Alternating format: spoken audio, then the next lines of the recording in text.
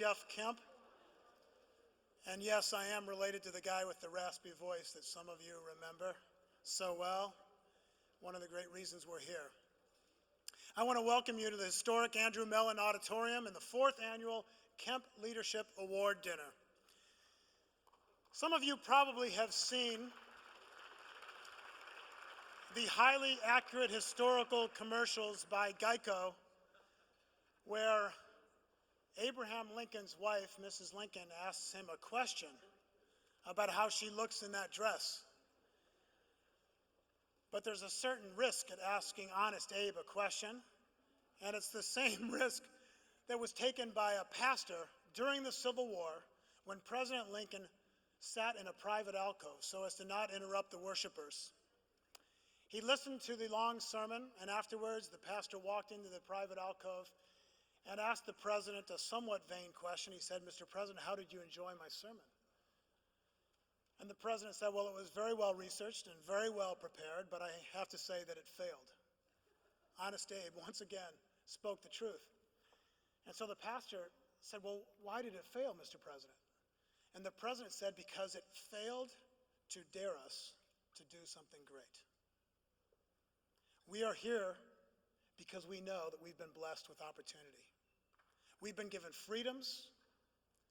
We've been given the most amazing nation in history. We have the love and the protection and the blessings of God Almighty. We have families. We have jobs. We have a roof over our head. And we have wonderful ideas archived, not just in our family libraries, but at the Library of Congress, where we will have the opportunity to honor the gentleman who's been stewarding that wonderful national treasure. We are here to do something great, to make our lives count for more than ourselves, for a cause much larger than ourselves or our time in history alone. The Jack Kemp Foundation was established in 2009, and it immediately embarked on the promise that my brother Jimmy made to my dad to look after his papers. Those papers are now housed at the Library of Congress, and they're a rich legacy, capturing much of his thinking and his life's work. But over the course of the past 4 years, as Jimmy has been leading the foundation and seeing these papers restored and holding these events and traveling the nation, we've learned and discovered that Dad left one more significant legacy, and that is a legacy of goodwill. As his son, I'm all over the country, as is Jimmy. My sisters Jennifer and Judith as well hear this. People come up to us and they say, "We knew your dad. We heard your dad. He spoke at a Young Republicans conference. He spoke at this conference. We saw him on television. We campaigned for him. We loved your dad and everything he stood for." It's people from all walks of life. I meet them in airports, on the metro, at football games. They're in the hallways of business and government. And you know what? More than anything, it was my dad's message of inclusion, his ability to speak from the heart, an optimistic commitment to equality of opportunity. That was the basis of this amazing reservoir of goodwill.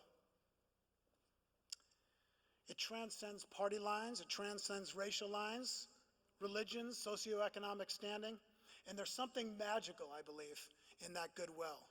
It's something that we must steward and not let go to waste. And that's why we're here tonight, to continue doing great things with the legacy of one man, which taps into the legacy of many great women and men that have made this nation what it's meant to be. And that's why the foundation is about more than looking back at his legacy. It's about looking downfield, as Dad would say, looking to the future with vision to advance the ideas and the spirit that will carry this nation undivided to an even greater future. For our family and the foundation, this night is a highlight of the year. The presentation of the Kemp Leadership Award given to that individual who has shown exceptional leadership in advancing what my dad called the American idea. The American idea is the epic revolutionary force on this face of the earth. It's the idea that governments derive their just powers from the consent of the people. It's the idea that freedom and human dignity are universal values that apply to all people everywhere for all time. You've heard him say that before. The American idea, it's free enterprise, it's limited government, it's a vibrant civil society. It makes possible the American dream, which isn't creature comforts or the things that we consume. It's based on opportunity, not on government. It's based on entrepreneurship, not programs. It's based on incentives, not mandates.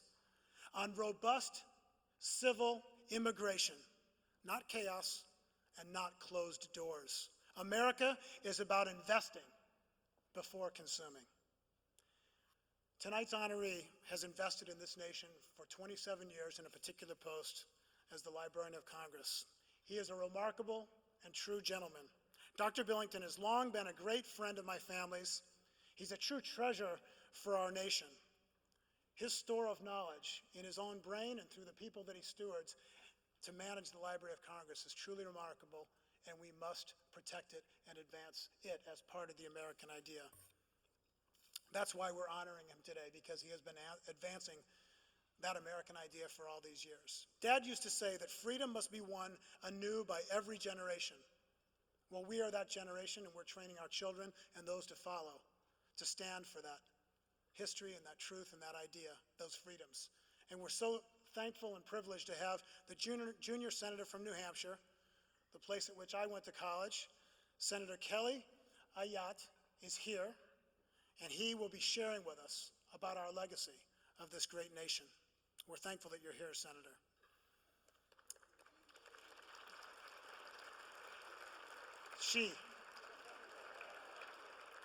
I even hugged her. But a football player with lots of concussions is allowed a few mistakes. That was far less intentional than I made it seem. Also here, I've always said that humility is one of the greatest characteristics. Unfortunate that I have so many experiences with humility. My mom, Joanne Kemp, is here, and I want to honor her right now with you. She's the treasure in our family, and so are my siblings. Of course, Jimmy, Jennifer, and Judith, their spouses, and a number of their kids. So would every single Kemp family member please stand up and stay standing?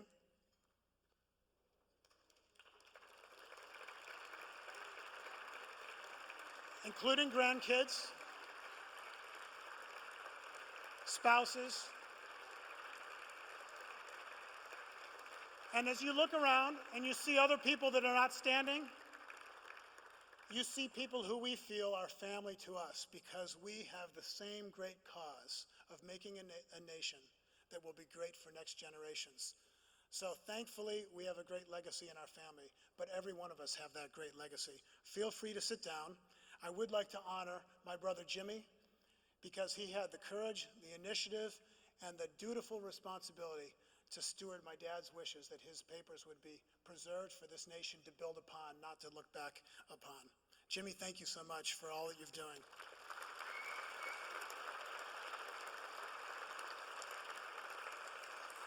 Would you please stand, because soon D.C. Washington will come up these steps and lead us in our national anthem. And as he comes, as you stand,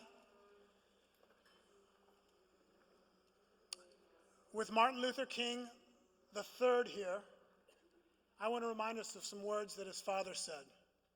He said, "Not everyone can be famous," which is apropos today because everyone's trying to be famous. He said, "But everyone can be great because everyone can serve."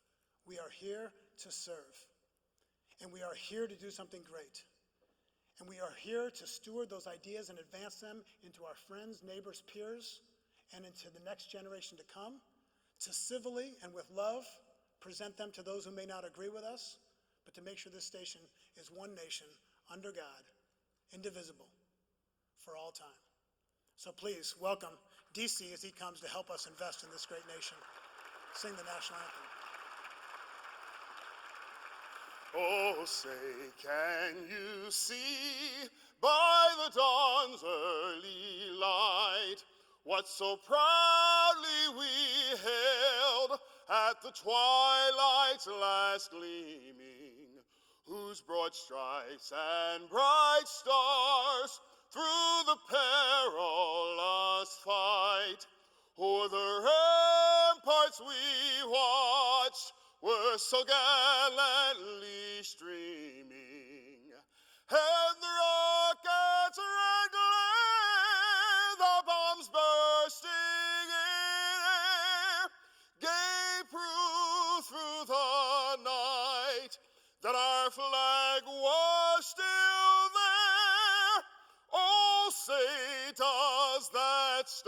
star-spangled banner yet wave o'er the land of the free and the home of the brave.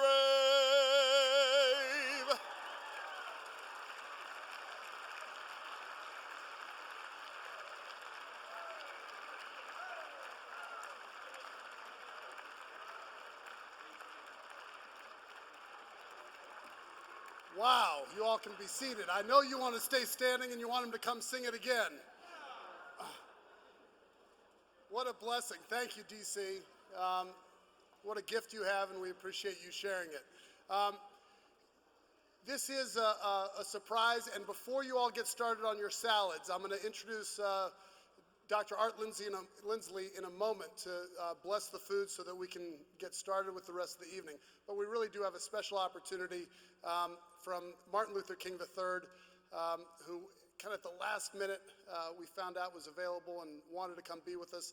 And the Kemp Foundation wants to be doing work with Martin and his family, and our family have a connection. So please welcome Martin Luther King III.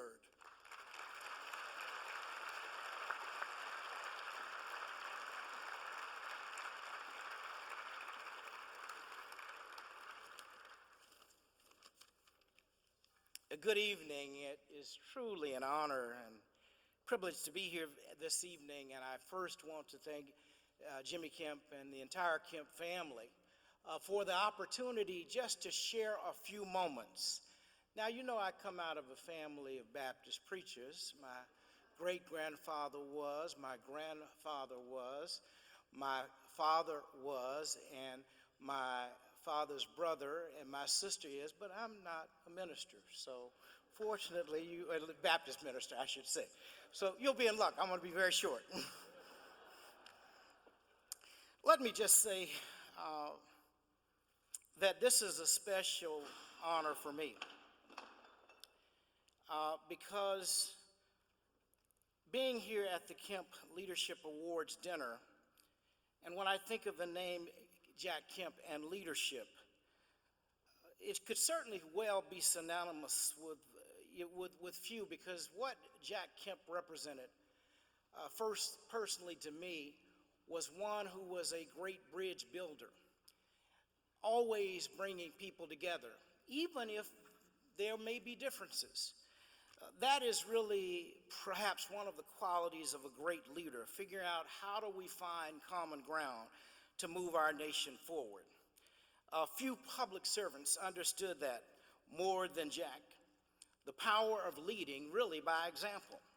He demonstrated that in the most instructive path to creating an enduring legacy. And as I look around this room this evening, I see some familiar faces, but I know that all who are here and present under the banner of the Jack Kemp Foundation share his belief in the inclusiveness of the American ideal, its values, principles, and potential.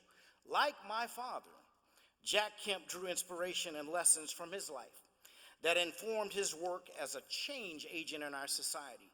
The legendary quarterback is truly celebrated today for his off-field mastery of teamwork, encouragement, and an authentic brand of compassionate conservatism that touched lives across all strata of our society.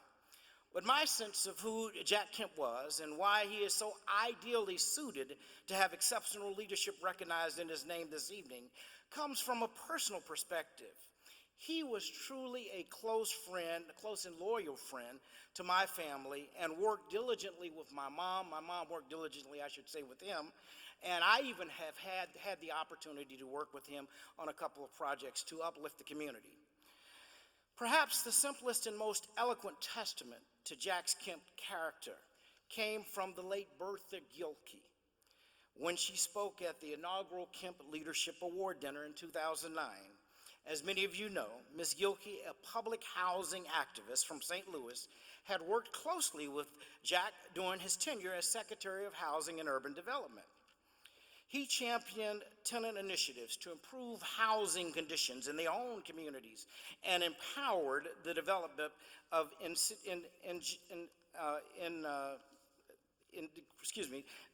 the development of the leadership of those communities, such as Bertha Gilkey. Jack Kemp took positions that were not always popular, she said. Sometimes he made everybody mad, Republicans and Democrats. But he always did what he thought, most importantly, was right. What was good for America? It takes courage to do what's right, and Jack had that kind of courage. As I embark on a nationwide initiative to continue my father's work to promote economic justice for all Americans, I will always carry with me the spirit of Jack Kemp, a man who, like my father, taught us the real meaning of principled leadership and having the courage to stand up for what you believe is right. May that legacy serve as an enduring guidepost for all of us. And finally, I share this story. When I was a child, my mother took me to her undergraduate institution, which was Antioch College. And on that college was a statue of the educator Horace Mann. And on that statue were some words that I carry with me every day. The words basically say, be ashamed to die until you have won a victory for humanity. Of very powerful words, and one may say, well, how do you do that? Well, certainly we can win a victory in our neighborhood. Some can win victories on our streets. Some will win victories in our city, some in our state. Some may win victories in our nation, and few will win victories in our world. Basically, though, be ashamed to die until you've done a little something to make the world in which we all must live a little better than it was when you arrived. That's who Jack Kemp was. Thank you. God bless you.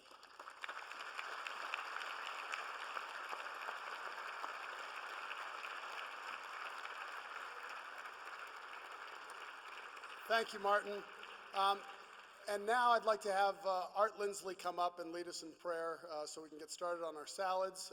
Right after Art is done with his prayer, we have a video that we'd like to draw your attention to. So while you eat your salads, enjoy the video. And Art Lindsley's been a friend for a long time. I took classes from him at Reformed Theological Seminary. He's a C.S. Lewis expert, used to be head of the C.S. Lewis Institute. He taught Sunday school classes at our church, Fourth Presbyterian Church, and Dad would sit and listen to Art Lindsley, although he couldn't ever withhold himself from making comments in the middle of Art's teaching.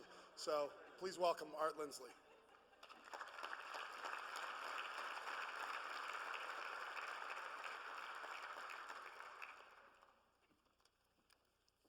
It's a real honor to be here. I would say my feeling at this point is that I miss Jack Kemp, and I've missed him for a while. Just his gracious presence, his arms open wide, and his spirit and his articulation of the ideas. I'm very glad that the Kemp Foundation is here to be able to carry on that legacy. Let's open up this time in prayer. O God of our fathers, thank you for the food and fellowship around these tables. As we gather here in this place of abundance, help us to remember those in need. Thank you for the Jack Kemp Foundation that works to develop leaders that will affirm everyone's God-given dignity and fight for opportunities for everyone to pursue their callings and to bring about flourishing in our communities. We ask for your presence this evening, your peace in every direction. Unless the Lord builds the house, the laborer labors in vain. Unless the Lord guards the city, the watchman watches in vain. And we pray for your peace and presence everywhere. We pray that you might be glorified. Bless this food, our conversation, and all we do here this evening. In Jesus' name, amen.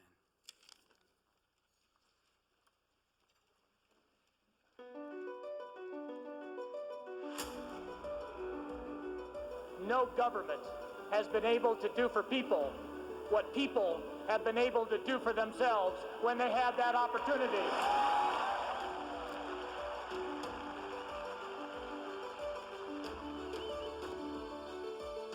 We must not only fight, we must win the war on poverty by enlisting the greatest weapon ever invented in the history of the world, free enterprise.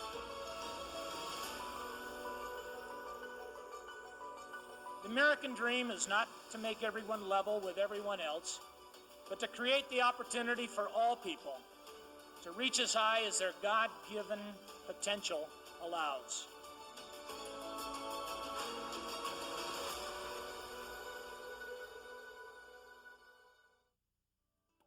America exists so that all may have equal privileges in the race of life. Those words, penned by our 16th president, are at the heart of our work at the Jack Kemp Foundation. And that's why we're here at President Lincoln's cottage overlooking Washington, D.C., where Abraham Lincoln drafted the Emancipation Proclamation. We launched the foundation in 2009, not long after my dad passed away.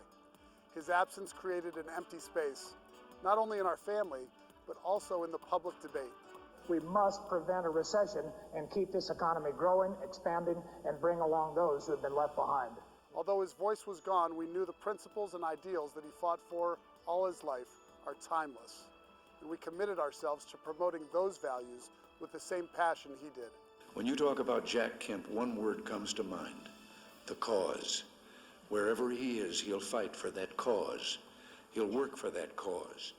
And what unites every single soul in this room is our shared commitment to that cause. Our inaugural event brought together a lifetime of friends, former staffers, colleagues, and political allies from both sides of the aisle. This event not only honored my dad's legacy, but created the momentum for the work we've been doing together ever since. He would look at a situation and he would say to me, "This sounds right, Bertha." I said, "I know, Jack. So we're going to do something about it." Our first objective was to capture, catalog, and preserve the extensive writings and correspondence of a remarkable career in public service. Today, the Kemp collection of papers, memos, and speeches are housed at the Library of Congress and are a living resource for coming generations. Jack Kemp was a man who got big things done, and he got them done the right way. Mort Kondracki was not only the first Kemp scholar at the Library of Congress, he also helped lead our oral history project. Welcome to this Jack Kemp Oral History Project Symposium. In all, we've explored Jack Kemp's life and career through the eyes of more than 100 of his contemporaries. Jack had two careers, and in both of them, he was a competitor. He had to convince you of what he had come to believe, what he knew was right. I couldn't be indifferent to Jack's passion. When he spoke about something, he sort of grabbed you, and he didn't let you go. It was a reasoned, well thought out, almost empirical position that became something that was a conviction. I'll tell you, in 1961, we were going to Dallas to play with the Chargers, and they said, okay, the white guys can stay at the Hilton, but the black guys, you have to go to Grand Prairie. And Jack Kemp went to Sid Gilman and said, this is not acceptable. Either we stay as a team or we don't play. And Jack Kemp was the guy that actually did it. We all ended up in the crappiest hotel in Grand Prairie, Texas, because of Kemp. Over the years, we did a lot of events together on tax reform. And it kind of gave a very nice picture to have these two guys up there, one a football player, one a basketball player, one a Democrat, one a Republican. And they were both concerned about the same thing, and they were both headed in the right direction. People would look at this and they'd say, you know, that's the way it should be. Kemp showed everybody in politics you can make a difference. And I can't get over the number of men and women I run into now that have met Kemp on one of these trips around the country, that have been spurred on to go on and become entrepreneurs, that are now wildly successful businessmen and women. And a lot of them all go back to Kemp giving them the optimism to go out and give it a try. Our Kemp Leadership Awards have recognized those in this generation who are continuing my dad's legacy, crossing barriers and advancing the universal values of growth, freedom, opportunity, and hope. Equal opportunity is at the core of our national identity. There simply cannot be an America without an American dream. Our greatest vehicle for reigniting social and economic mobility is education. That means that the classroom is where we can create opportunity or end it. We owe it to the people of this country to show them what are our ideas for upward mobility, what are our ideas for fighting poverty, what are our ideas for prosperity, for economic growth, for reigniting the American idea as Jack Kemp so thoughtfully did. That's what we are all about. We know that the power of the right idea at the right time can change the world. that ideas like athletes become better in competition. And that's why we've created the Kemp Forum, a debate and discussion series providing a platform for the civil competition of ideas. In the past year, the forum has featured some of the most thoughtful voices in our nation. Part of the responsibilities that we have is we can't say our doors are open, come on in. We have to be willing to go into places where we would consider it an uncommon location for Republicans to show up. Sometimes we're only relevant every 2 or 4 years, election cycles. I want to be relevant 365 days a year.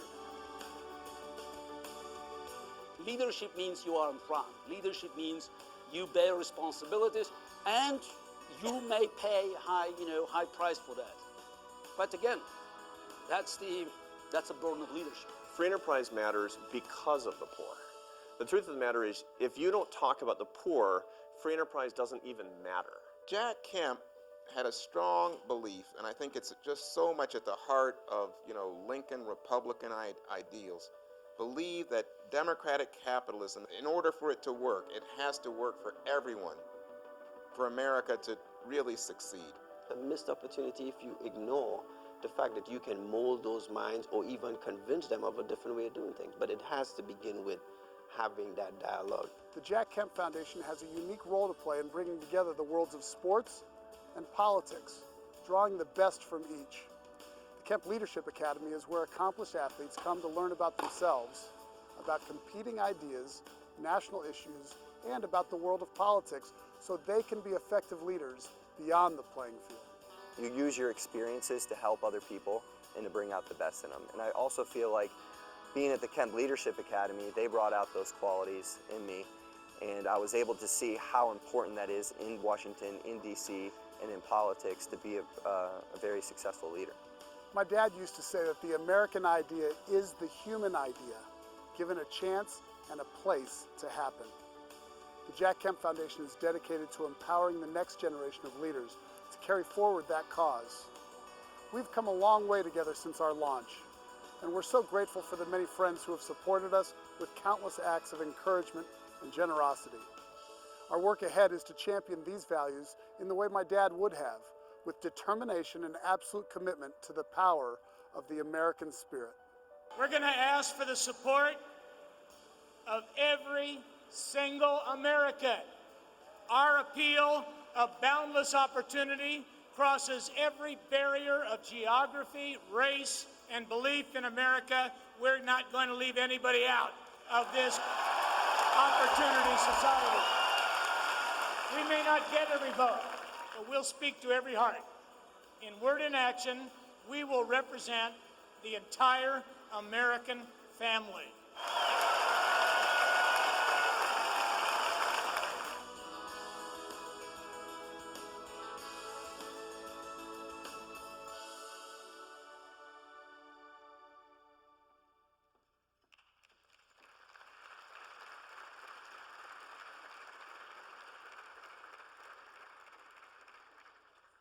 Thank you all for watching that video. It really is fun for us to watch it, and we appreciate all the support and encouragement that we've received from so many of you, so many friends. So while you're finishing your salad, I'd like to introduce another friend to come up on stage and introduce our keynote speaker.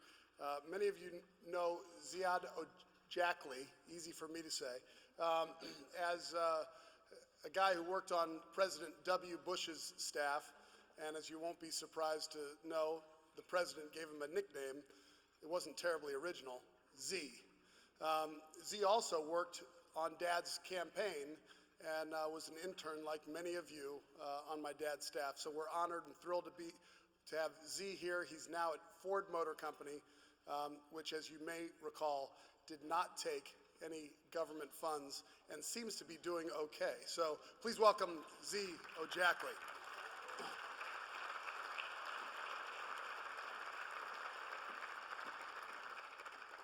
Thanks, Jimmy. I really like coming here every year because I just get a chance for Jimmy to pronounce my name. Last year I mentioned I was, and Jimmy mentioned I was a Kemp intern. I figured I'd take the opportunity with the senator here to make very clear that any allegations that we somehow bribed the residents of Dixville Notch with autographed footballs, utterly false, Senator, a myth. a legend. Ford Motor Company is proud to once again support this dinner and the work of the foundation. As has been said, Jack Kemp believed in the power of ideas and the need for a strong national defense. Our keynote speaker, Senator Kelly Ayotte, is cut from that same cloth. Prosecutor, New Hampshire Attorney General, the first woman to hold that office, United States Senator, and a key member of the Senate Armed Services Committee and the Commerce Committees, where she will soon become a chair of two important subcommittees.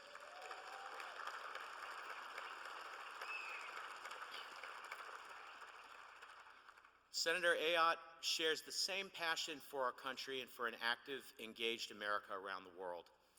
As a member of the Senate Armed Services Committee, the Senator understands the best guarantor of peace is a strong U.S. military.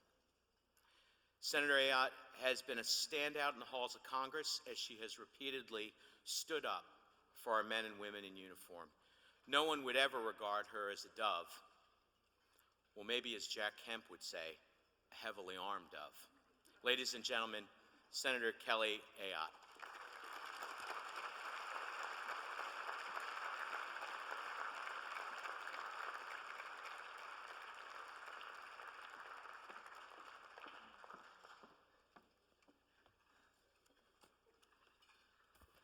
Well, thank you so much, Z. I am so honored to be here for this important dinner. I would very much like to thank Jimmy and Jeff, who I have the pleasure of sitting next to, and also the hug was great too, so now that we know, for inviting me to share thoughts tonight, and to honor, it's really an honor to be here with the entire Kemp family. It's also a pleasure to be here with so many members of Congress that I respect, and the Kemp Foundation's mission of preserving and expanding principles of growth, freedom, democracy, and hope could not be more important as we look toward the opportunities we have, not only in this new Congress, but also thinking about the strength of America. The Foundation's mission goes to the heart of America's purpose in the world, being the leading proponent and exemplar of these universal values. Jack Kemp understood that America is an exceptional country with a historic mission, and he was an important leader who identified and promoted policies that have made America stronger. I also know that Jack Kemp was a mentor to so many leaders who are here today, including Congressman Ryan.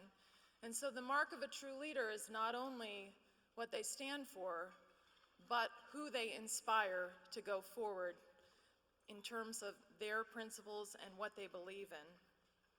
Tonight, we are here to honor Dr. Billington, and I want to thank him for his incredible commitment as the Librarian of Congress, and he has been an expert on Russia. He has served our country with such distinction, and so I'm very honored to be here with him and his family tonight as he receives the Kemp Leadership Award. Tonight, we are not only here to honor incredible public servants like Dr. Billington, but we are also here to celebrate the American idea. One of the things that distinguishes the United States from other countries is that we are a nation organized primarily around an idea, what Jack Kemp called the American idea, as has been talked about tonight. The United States is increasingly diverse, but regardless of one's race, religion, or economic standing, what unites us and makes us Americans is our belief in principles described in one of our nation's most important documents. The Declaration of Independence declares that we hold these truths to be self-evident, that all men are created equal, that they are endowed by their Creator with certain inalienable rights, that among these are life, liberty, and the pursuit of happiness. This statement, penned by Thomas Jefferson in the summer of 1776, is the essence of the American idea. Yet what makes this declaration tremendously profound and the American idea powerfully appealing is that these truths are not only self-evident, they are also universal. As Jack Kemp said, the Declaration of Independence applies to every individual. Everyone should have the same opportunity to rise as high as their talents and efforts can carry them. Not just Americans, but people everywhere in all countries desire growth, freedom, democracy, and hope. One of the reasons America has been such a successful and consequential nation is that we identified these God-given universal truths at our founding, and we set them out as our North Star and spent our history trying to narrow the gap between these self-evident truths and our daily reality. So we call these principles the American idea, not because they are exclusively American or because Americans have a monopoly on them, but rather because no country in the history of the world has more closely aligned its national aspirations with the universal principles of life, liberty, and the pursuit of happiness. And no country in the history of the world has more successfully utilized these principles to organize its economy, society, and system of government. If we believe that the American idea is truly universal, then it does not stop at the water's edge. And if we believe that all people everywhere desire security, freedom, opportunity, and a chance to pursue a better life, then these principles must not only inform our domestic policy, but they must also inform our foreign policy. And this is something that Jack Kemp fully understood and lived. It is in our national security interest to pursue policies internationally that reinforce democratic values, advocates, and governments, not only to further the universal values that America stands for, but also, just as importantly, to bring about democratic, free market nations populated by free people that are more likely to enjoy a peaceful and stable relationship with the United States of America and our allies. As President Truman said at the NATO signing ceremony in this room 65 years ago, if there is anything certain today, if there is anything inevitable in the future, it is the will of the people of the world for freedom and for peace. Fulfilling our historic mission for freedom and peace requires the United States to maintain military strength, to lead, and to remain fully engaged in the world. And America's leadership of NATO is as relevant to that mission today as it was in April of 1949 in this very room when the treaty was signed, when the United States agreed as a signatory of NATO that an attack against one member of NATO was an attack against us all. The formation of NATO came in the wake of two destructive world wars where millions of Europeans were killed and where nearly 500,000 American service members were killed as well. These were not experiences that the United States wanted to repeat, and the question was how to avoid being pulled into another war. The decision of the United States to sign the North Atlantic Treaty represented a major turning point in the history of the United States in terms of our foreign policy, and it was clearly a rejection of isolationism. It was clearly an understanding that mutual defense among friends and allies brought more security than going it alone, and that we could clearly do more together to safely secure the world and our own interests than thinking that America could remain isolated.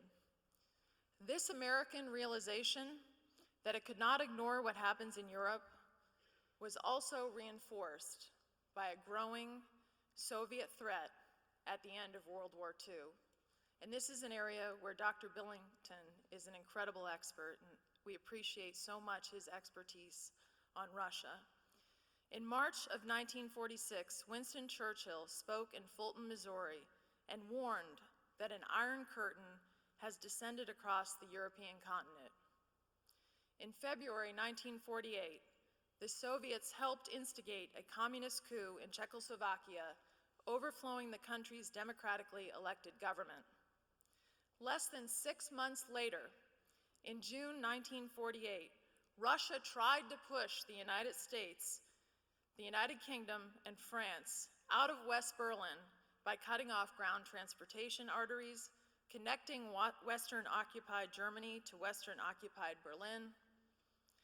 And so it was in this strategic environment, in the wake of World War II, and in the face of a growing Soviet threat, that the United States and our European partners in this very room in April of 1949 signed the North Atlantic Treaty.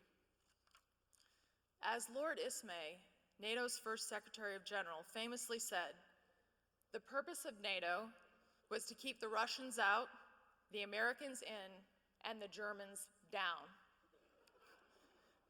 While we don't have to worry about keeping the Germans down any longer, we certainly do have renewed concerns about keeping the Russians out. Given the serious threats and challenges that we face today, and understand as we talk about Jack Kemp's legacy, he was a firm believer in the foreign policy of President Ronald Reagan. In fact, he was one of the architects of that foreign policy. And as we look at the state of the world today and the threats and challenges we face, not only from actions from nation states like Russia, Iran, and North Korea, but also threats from international terrorist groups like Al-Qaeda and ISIS, NATO's relevance and importance remains obvious.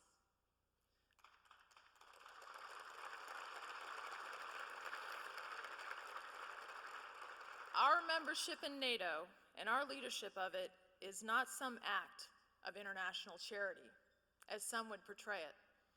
As Jack Kemp said in 1986, the defense of Europe is a forward defense for the United States of America.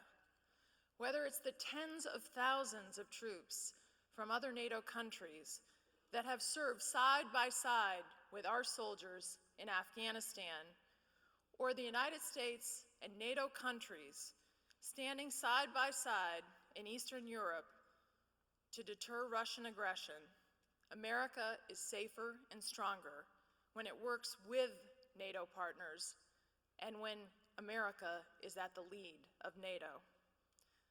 The real question that we face today, not only for our own foreign policy, but also for the future of NATO, is whether NATO has both the capacity and the will to deter aggression and maintain the peace.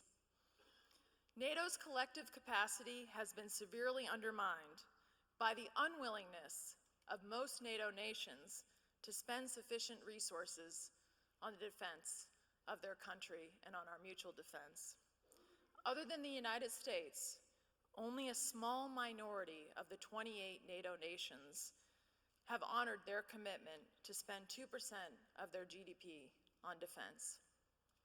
Insufficient spending on defense results in NATO member countries being unprepared for war, undercutting the alliance's deterrence, and therefore, unfortunately, making conflict more likely. Jack Kemp fully embraced and understood peace through strength. When we are weaker, we invite aggression from our enemies.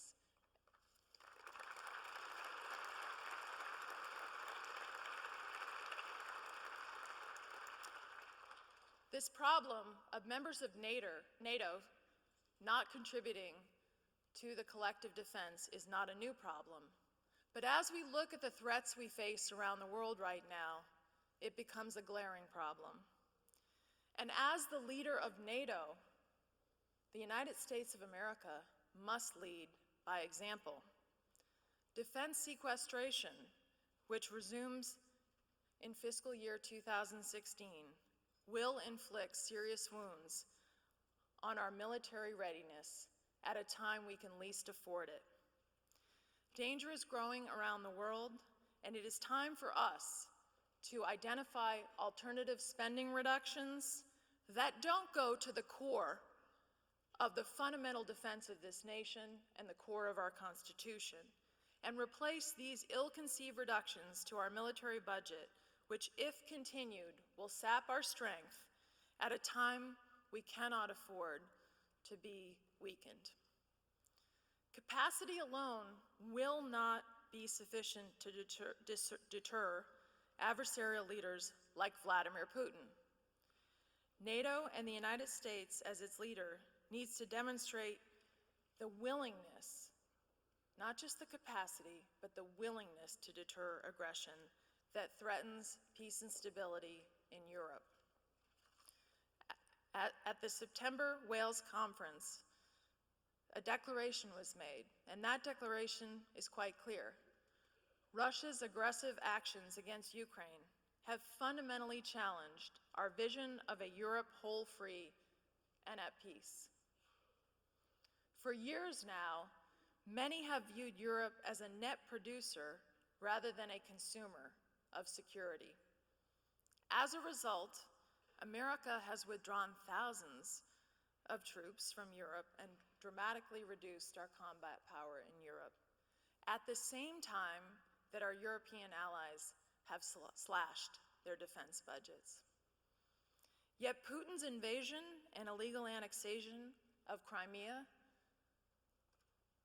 of the country of Ukraine, and his other aggressive behavior, this is a wake-up call for NATO and a wake-up call for the United States of America.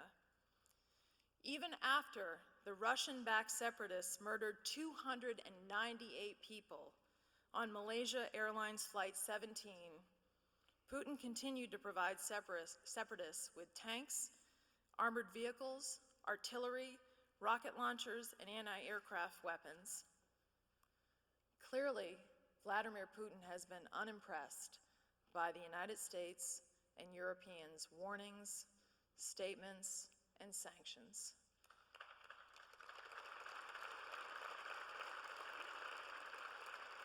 He has continued his quest to act to dismember Ukraine. In fact, this month, General Philip Breedlove, the commander of U.S. European Command, has said, "We have seen columns of Russian equipment, primarily Russian tanks, Russian artillery, Russian air defense systems, and Russian combat troops entering Ukraine." Ukraine President Poroshenko has directly and passionately appealed for American and European leadership in the face of Putin's belligerence. In fact, I very much appreciated his plea before the Congress, because his theme was "Live Free or Die," which is, of course, my great home state's motto. As Poroshenko rightly pointed out in his address to a joint session of Congress in September, freedom cannot be defended with blankets.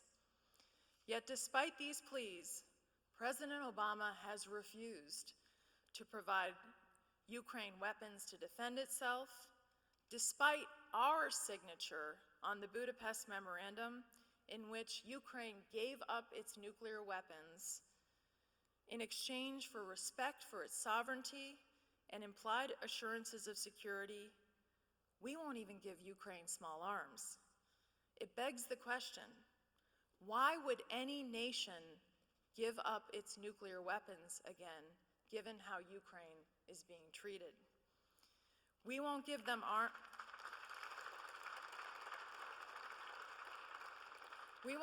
arms, and the sanctions we and our European NATO partners have put in place are wholly insufficient. It is long past time for the administration and NATO to up its game when it comes to imposing the toughest possible economic sanctions against Russia, providing long-requested weapons to Ukraine, and bolstering NATO's preparedness in Eastern Europe. And when it comes to Ukraine, Putin has called America's and NATO's bluff. And I think he believes we do not have the will and perhaps even the capacity to stop him. We've got to do something about that and change that dynamic. As a result, the implications of our collective lack of resolve, they extend far beyond Ukraine. I think sometimes people think that if Putin invades Ukraine, well, that's just a problem over there. But we know that there are implications around the world as people watch what happens. Last week, the Russian defense minister announced that Russia will revive Cold War practices, and those practices involve essentially the Russians flying bombers all around our airspace. They've also increased their military posture, and in fact, the Kremlin is also negotiating the potential of using bases and maintenance facilities with allies in Latin America and Asia, right in our backyard. This announcement coincides with an increase in Russian military activity over European airspace, including large aerial maneuvers that have the potential to threaten civilian air traffic. And last month, NATO reported that the number of provocative incidents involving Russian planes and ships has actually tripled this year. Questions about the Kremlin's ambitions have left other NATO members feeling insecure. Too many of our allies feel insecure with where we are right now. In September, right after President Obama appeared in Estonia to assure Estonia as a NATO ally, Russian agents kidnapped an Estonian intelligence official in a cross-border raid, and this was right after our president appeared. When the Lithuanian president was recently asked about whether the failure to respond strongly to Putin's aggression in Ukraine will motivate Putin to invade the Baltics, he said, if he, Putin, will not be stopped in Ukraine, he will go further. The Baltic states feel threatened. Poland feels threatened. His neighbors are fearful. But Putin is not the only leader right now around the world taking our measure. Our adversaries and potential adversaries, including Iranian Supreme Leader Ayatollah Khomeini and North Korean leader Kim Jong-un, are watching closely to size up whether we will have the capacity and the will to respond to dangerous aggression. As I've said before, their conclusion will have national security consequences for years to come, not only in Europe, but around the world.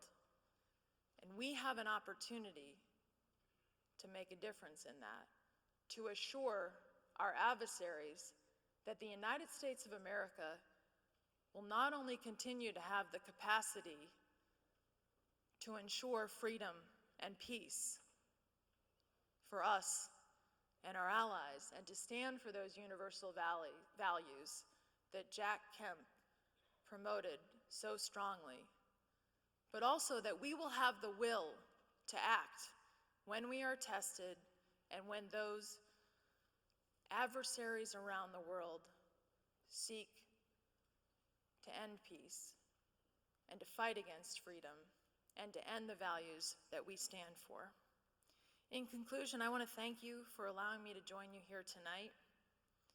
Dr. Billington, congratulations on receiving the Kemp Award. You have devoted your life to scholarship and learning. As a leading expert on Russia, we appreciate your insight and guidance, and I think it's more important now than ever that we have experts like you on Russia. I also understood that in the summer of 1989, you had the privilege of accompanying President and Mrs. Reagan to the Soviet summit in Moscow. I can't imagine what an incredible experience that was, to accompany President Reagan to Moscow. I hope you'll share that with us. As the United States and our NATO partners plot our path forward in the coming years, and as we seek to ensure the universal principles reflected in the American idea can continue to flourish, not only in our country, but in Europe, there is no question that the principles that Jack Kemp stood for and the principles of peace through strength are more important today than ever. I want to thank you, Dr. Billington. I want to thank all of you and the Kemp family for this important foundation and what you stand for, because frankly, leaders like Jack Kemp are the people who have inspired us to really continue to fight for the American idea that will make not only a difference for our country, but the universal values that will make a difference for the world. So thank you.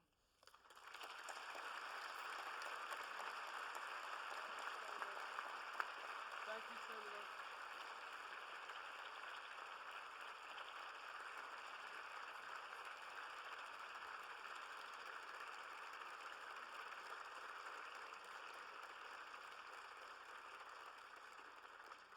Thank you, Senator Ayotte, and it really is incredible to be in this room where 65 years ago, as she mentioned, NATO was signed into existence. We're thrilled that you all are here, and now you get to really enjoy one another's company, enjoy the meal that's been prepared for you, and we'll be back up in a little while. Thanks.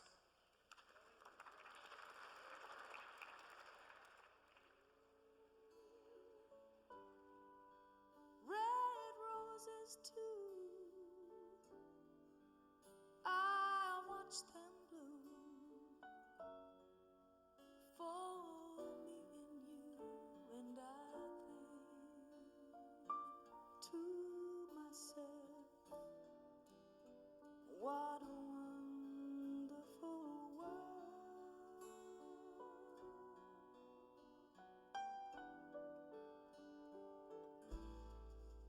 I hear babies cry, watch them grow, and they'll learn much more than I'll ever know. And I think to myself, oh, what a wonderful world.